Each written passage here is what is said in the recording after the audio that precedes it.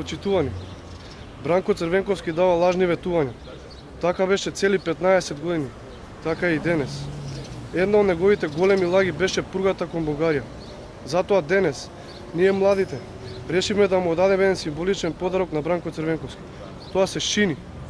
Шини од пругата кон Бугарија кои тој ја вети, а никогаш не ја изгради. Овие шини кои му ги поклонуваме се макета, односно се лажни, исто како што беше лажно и ова ветување на Бранко Црвенковски. Црвенковски тогаш вети дека оваа пруга ќе била нашиот пат кон Европа. Вети дека за 2 години ќе биде изградена и завршена. Пругата никогаш не беше завршена. Со уште една груба лага запира патот кон Европа кој Бранко Црвенковски вети дека ќе го изгради за младите.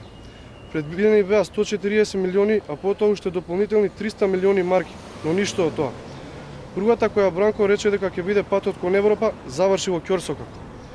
Кога сите држави за своите млади патот кон Европа го градеа со вложување во образованието, науката, спортот, со либерализација на визниот режим, Бранко реши тој пат да го гради со лажно ветување за пруга, која никогаш не изгради, а парите за нејзина изградба со кои тој ветува шинина за младите завршија во нечии џебови.